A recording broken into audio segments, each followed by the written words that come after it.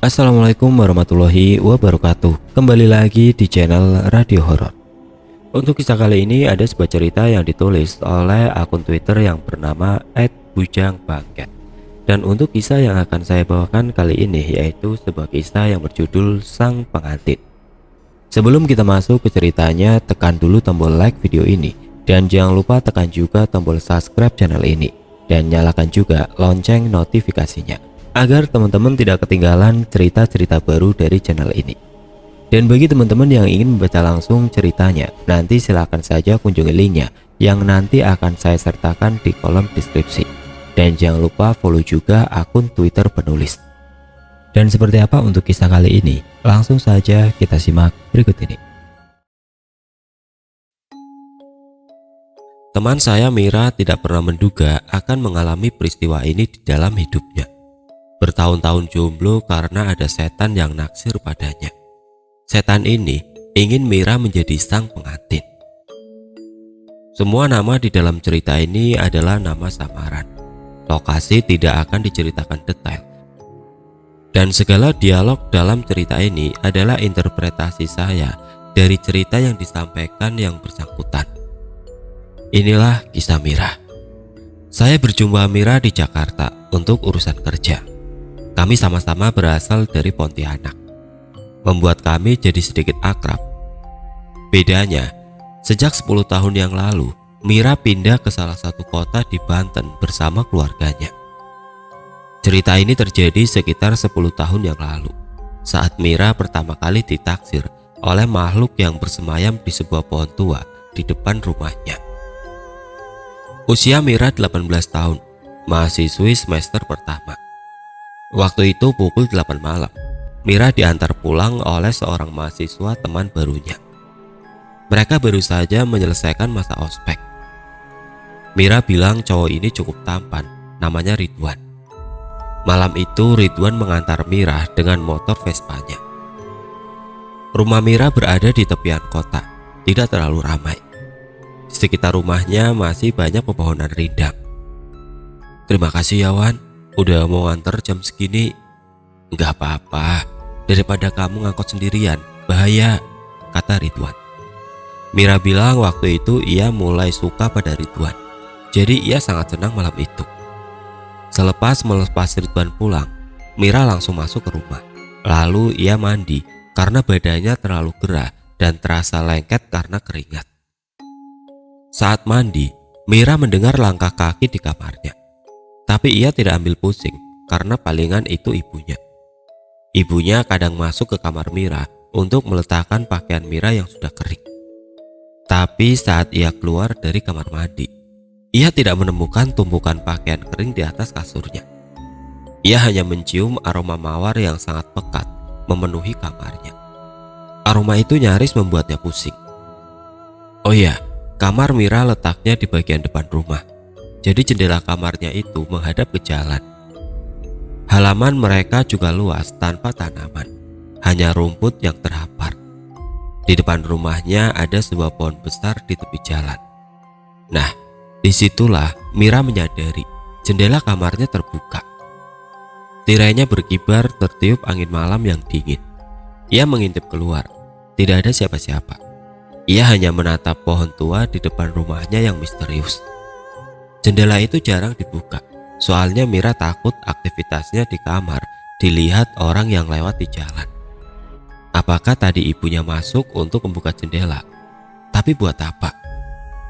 "Mama tadi ke kamar Mira ya?" tanya Mira saat makan malam. "Enggak, dari tadi Mama nemenin Ayah." "Loh, kok tadi ada suara orang di kamar?" "Siapa? Ayah sama Mama di kamar aja." "Terus jendelanya kebuka." "Kebuka? Ada yang hilang?" "Belum diperiksa sih." Selesai makan, Mira dan mamanya memeriksa kamar. Tidak ada satupun barang yang raib. "Ya sudah, mungkin kamu salah dengar," kata mamanya setelah memeriksa seluruh penjuru kamar. "Mama cium aroma mawar gak?" "Aroma mawar apaan? Wong kamar kamu baunya apa gini?" Mira merasa aneh.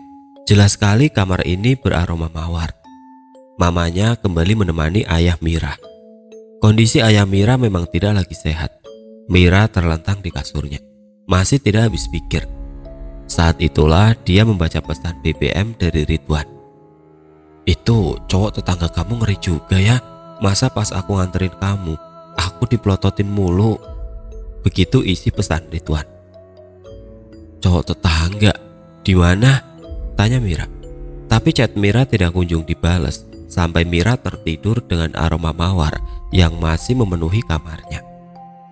Besoknya di kampus, Mira berusaha mencari Ridwan, tapi kata teman-temannya Ridwan tidak masuk hari itu. Mira resah, Ridwan hilang entah kemana. Seminggu lamanya Ridwan tidak kunjung masuk. Sepekan kemudian Ridwan menemui Mira di kantin. Ada bekas luka di jidatnya. "Maaf, aku ngapain chat kamu," kata Ridwan. "Kenapa? Kamu kenapa, Wan?" "Kayaknya kita gak usah deket-deket lagi deh." "Loh, kok gitu?" Mira heran. "Gua mau aman," kata Ridwan. Saat itu Mira tidak mengerti bahaya apa yang mengintai Ridwan, sehingga Ridwan merasa tidak aman. Dia pikir Ridwan hanya mencari alasan saja. Mira sempat patah hati. Beberapa waktu Mira melupakan hal-hal aneh yang terjadi di kamarnya. Juga soal Ridwan. Perasaan itu sudah dikuburnya dalam-dalam. Hingga suatu malam, saat Mira sedang mengerjakan tugas, terjadi sesuatu yang membuat jantungnya kembali berdegup kencang. Saat Mira sedang fokus mengerjakan tugas, tiba-tiba ia merasakan udara dingin seperti memeluk tubuhnya. Ia menoleh, jendela kamarnya terbuka. Mira sedikit panik. Ia berjalan mengendap mendekati jendela. Di sana, di bawah pohon di depan rumahnya, Mira melihat sosok pria tinggi besar berdiri tegap menghadap kamarnya. Tidak tampak begitu jelas, namun cahaya bulan malam itu cukup terang untuk menangkap siluetnya. Tubuh Mira gemetar. Mira buru-buru menutup jendela. Jantungnya berdegup kencang. Ia kembali ke mejanya. Ia berkeringat. Ia tidak bisa kembali fokus ke tugasnya. Siapa sosok itu? Misterius. Aroma mawar kembali memenuhi kamarnya. Malam itu Mira tertidur di sofa. Tidak berani ia kembali ke kamarnya. Sejak saat itu, Mira merasa dirinya diawasi, entah oleh siapa. Pintu kamarnya kini dikunci total, dipaku supaya tidak dapat lagi dibuka. Mira berusaha berpikir positif, namun ada ketakutan yang bersemayam dalam dadanya. Gangguan itu sempat hilang sampai Mira dekat dengan Yoga, teman sekelas Mira di semester 2. Yoga baik, perhatian, dan senang melakukan hal-hal yang menurut Mira romantis. Di suatu hari Minggu, Yoga datang untuk menjemput Mira. Mira tentu sangat senang. Itu kencan pertama mereka. Setelah selesai berdandan, Mira pergi bersama Yoga. "Tadi siapa?" tanya Yoga di jalan. "Siapa apanya?" tanya Mira heran. "Itu yang di depan rumah, nongkrong di dekat pohon." Mira kaget. Apakah sosok yang sama dengan yang ia lihat?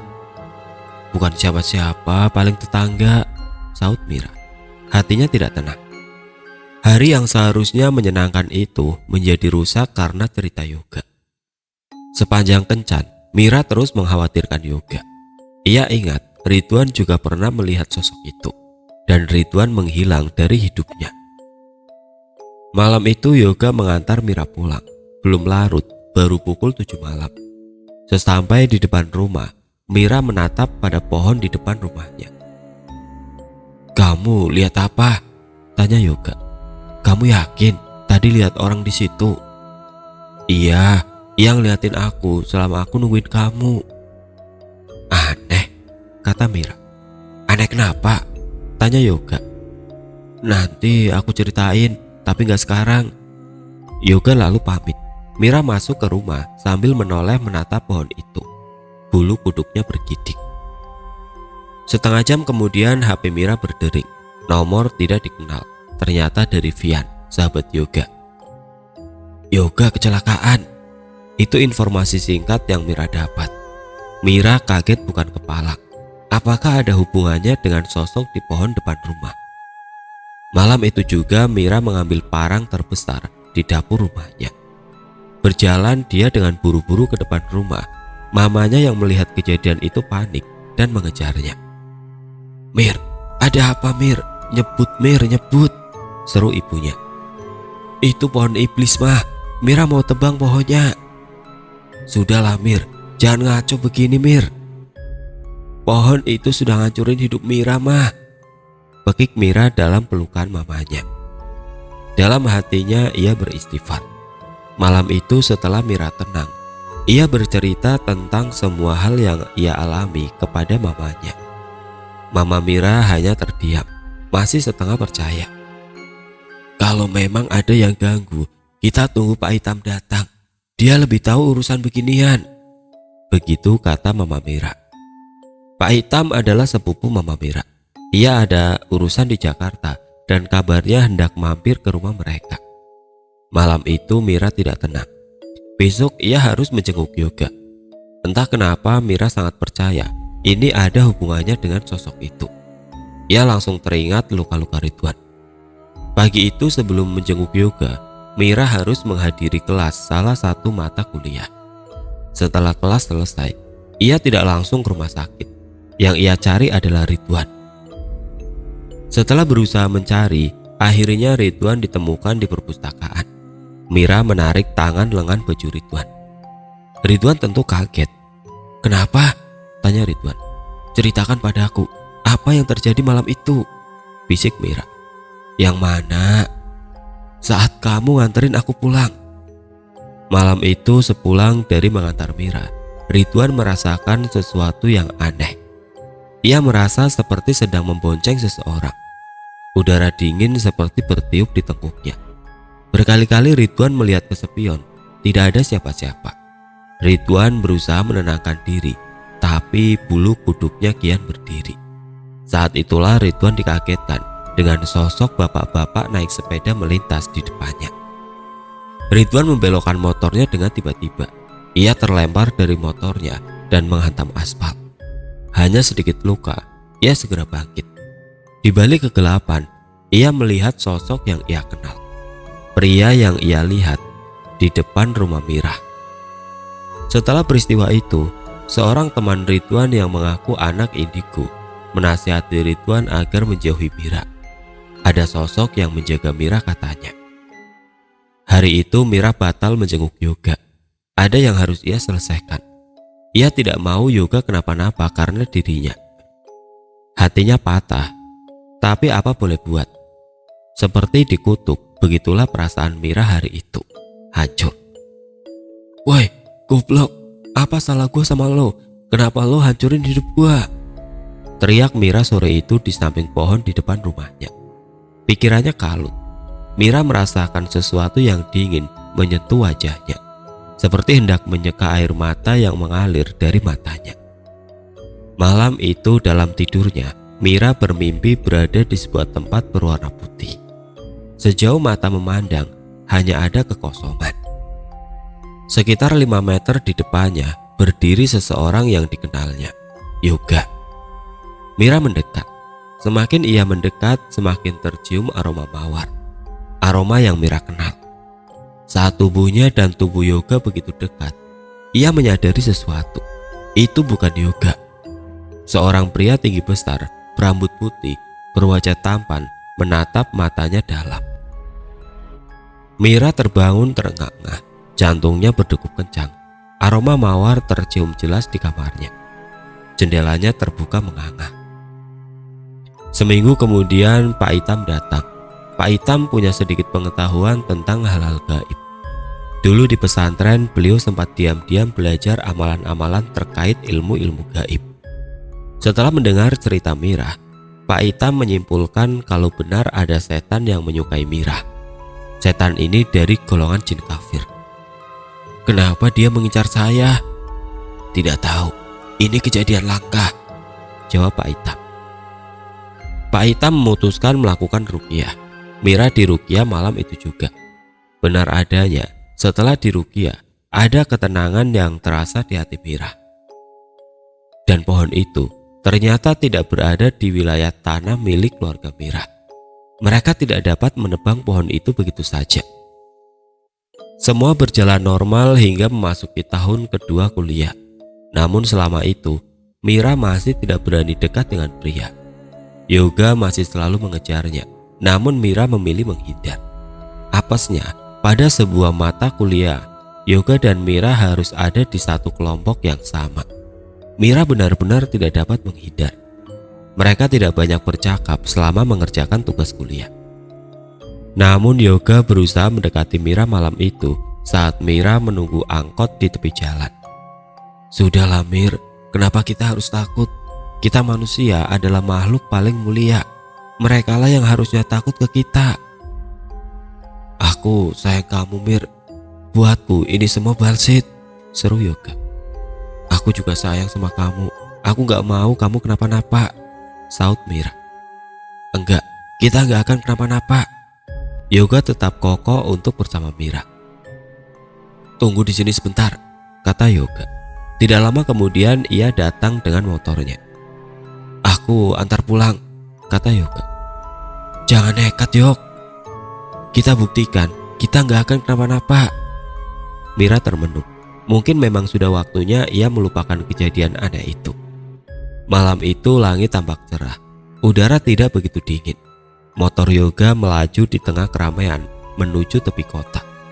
Mira memeluk Yoga penuh rindu. Memang sudah waktunya untuk hidup normal, pikirnya. Sesampai di rumah, Mira dan Yoga sama-sama menatap pohon itu. Lengang, hening. Seharusnya dia sudah tidak menggangguku lagi, kata Mira. Maka serta-merta Yoga tiba-tiba merasa pusing. Kepalanya seperti berputar-putar. Tubuhnya oleng. Namun sekian detik kemudian, ia berdiri tegap menatap Mira dengan tajam. Aku masih di sini, katanya. Lalu Yoga tumbang dan pingsan. Mira berlari ke dalam memanggil mamanya. Mamanya yang sedang bersama ayahnya buru-buru keluar. Tapi Yoga tidak ada di sana. Motornya juga menghilang. Kemana dia? Benar-benar aneh. HP Mira berbunyi, pesan dari Yoga. Ternyata aku salah. Setelah itu urusan percintaan Mira benar-benar kacau. Jangankan teman dekat, menjadi teman Mira saja sepertinya laki-laki pada menghindar. Mereka seperti tidak betah berada di dekat Mira. Mira sempat menghubungi RT atau RW di wilayah rumahnya untuk mendapat izin menebang pohon. Tapi Pak RT bilang warga pasti tidak setuju karena pohon itu memang sudah lama dikenal angker. Mereka takut menebang pohon itu hanya membuat masalah menjadi lebih runyam. Sosok itu tidak pernah muncul lagi. Tidak pernah ada aroma mawar yang aneh di kamarnya seperti dulu. Apa yang dia mau? Apa yang sebenarnya sedang terjadi? Di tahun ketiga kuliah, barulah Mira kenal dengan seorang junior bernama Gadis. Gadis adalah seorang anak indigo, lulusan sebuah pesantren pula. Kak, sepertinya kakak ada yang nutupin, kata Gadis pada suatu sore seusai mereka rapat himpunan.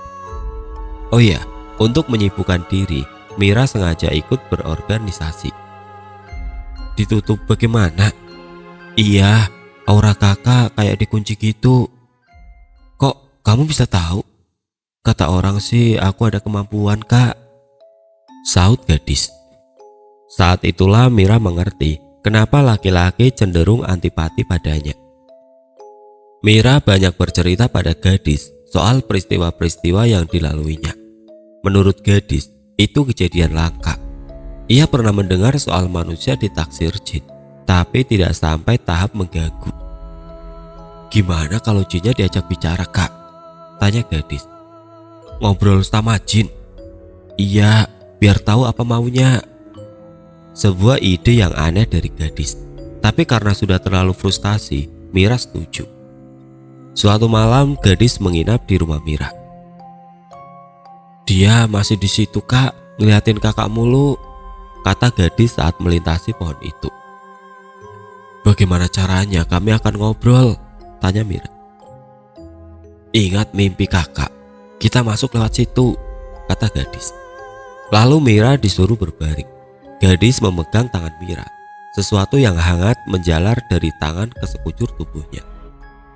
Di ruang putih kosong itu Mira melihat sosok itu lagi. Sosok pria tampan berambut putih. Mereka bertatapan. Mira menyadari mata itu berwarna biru seperti topas. Tidak ada kata-kata yang keluar, tapi Mira dapat merasakan mereka sedang bercakap-cakap. Mira terbangun terengah-engah. "Kenapa, Kak?" tanya gadis. "Dia marah," kata Mira. "Apa yang terjadi?" "Dia bilang mau menikahi aku.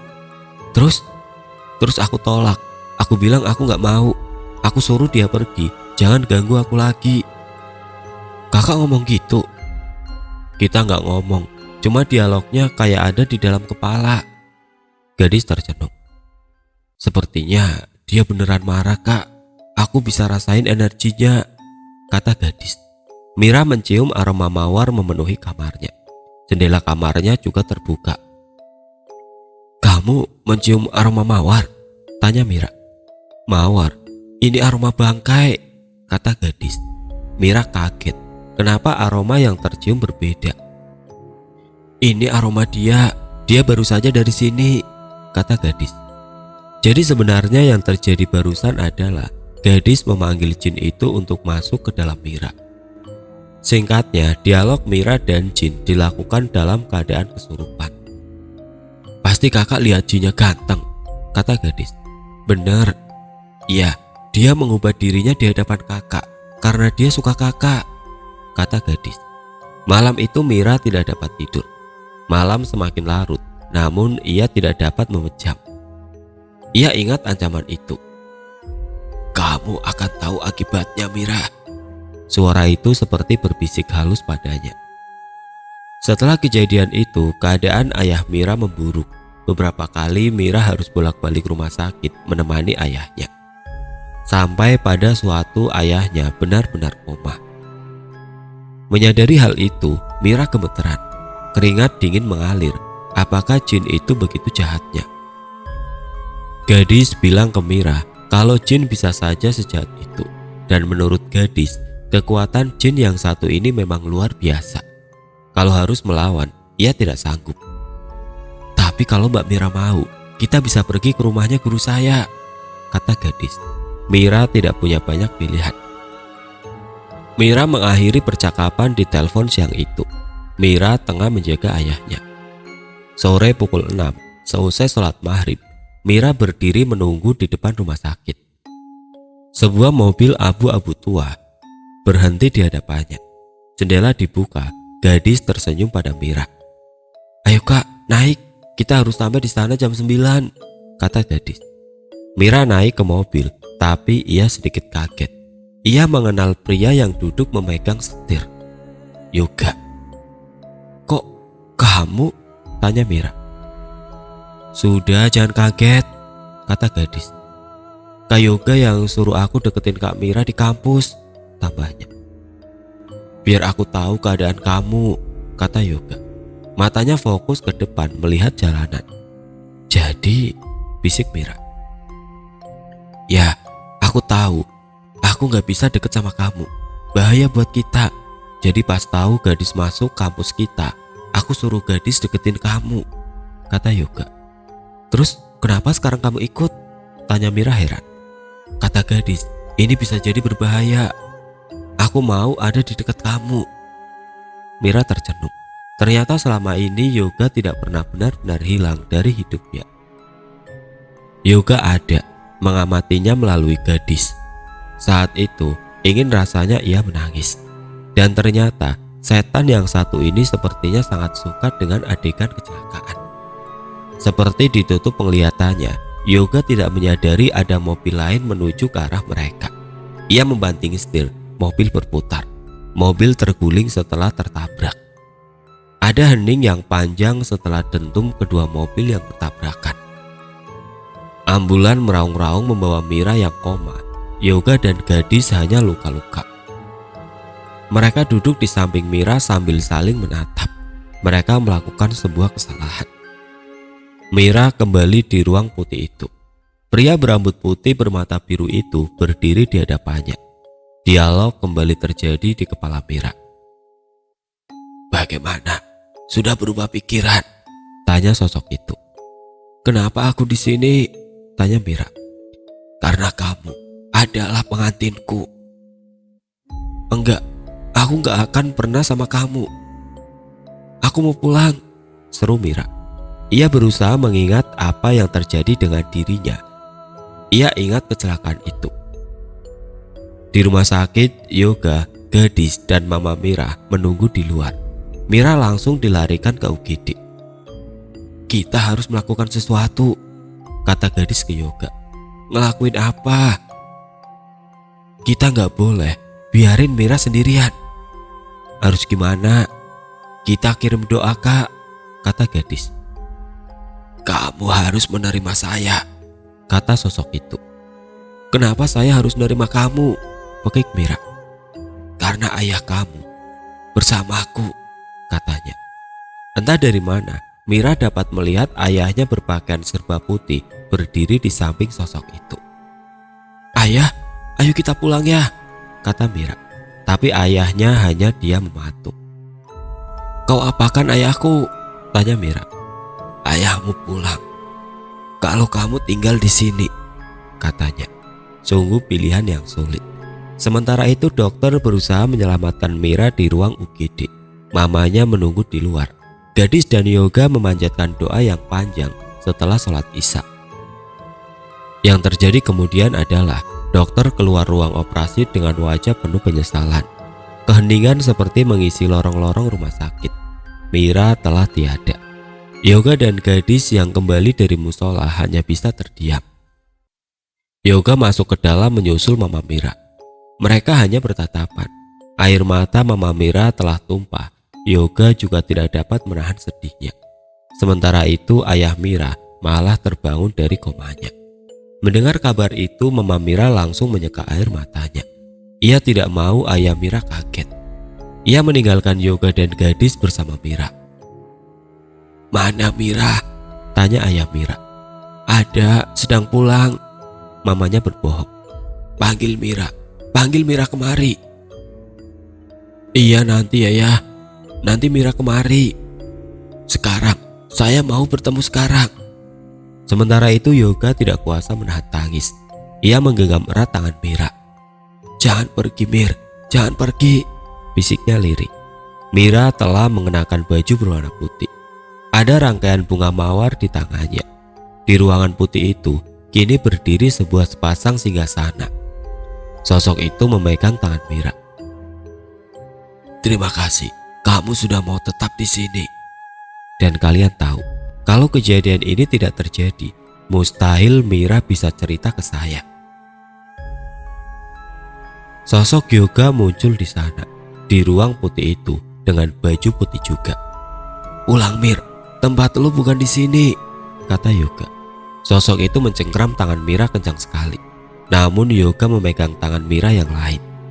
Mira dapat merasakan ada energi besar seperti sedang beradu di dalam tubuhnya. "Kamu tetap di sini," serga sosok itu. Perlahan-lahan sosok itu berubah menjadi hitam menyeramkan. Mira dapat melihat liur menetes dari mulutnya yang lebar. "Bawa aku pulang Yok," seru Mira. Mira dapat merasakan energi Yoga membesar. Pegangan sosok itu terlepas. Tangan sosok itu seperti terbakar. Mira dan Yoga berlari, lalu mendadak gelap. Lalu Mira membuka mata. Yoga menangis di hadapannya. "Yok, kamu kenapa?" Yoga dan Gadis berpandangan. "Suster, dokter, Mira masih hidup," seru Yoga. Dokter kembali masuk. Yoga dan Gadis diminta keluar. Yoga menemui Mama Mira yang sedang menemani ayah Mira. "Mah, Mira kembali bersama kita," bisik Yoga. Mama Mira terbelalak kaget bukan kepala. Bagaimana bisa, pikirnya. Peristiwa itu memang di luar nalar. Tapi kata Gadis, peristiwa mati suri itu bukan hal yang asing, sering terjadi. Setelah peristiwa itu, ayah Mira berangsur membaik. Mira juga pulih dengan cepat.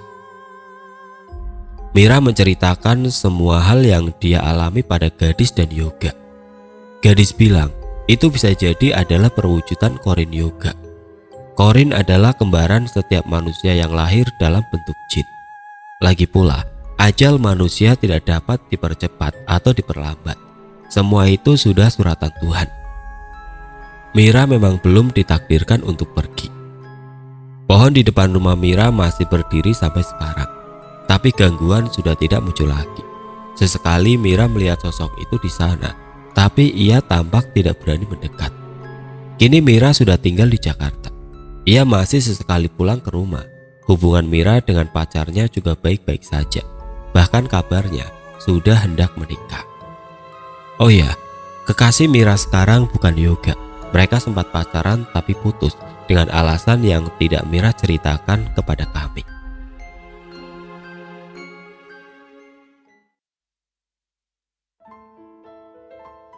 Oke teman-teman, sekian untuk cerita kali ini. Semoga cerita ini dapat menghibur teman-teman sekalian. Dan semoga cerita ini dapat menjadi pelajaran untuk kita semua. Bagi teman-teman yang baru bergabung, jangan lupa untuk like, komen, share, serta subscribe channel ini. Dan nantikan kisah-kisah horor berikutnya tetap di channel Radio Horor. Wassalamualaikum warahmatullahi wabarakatuh.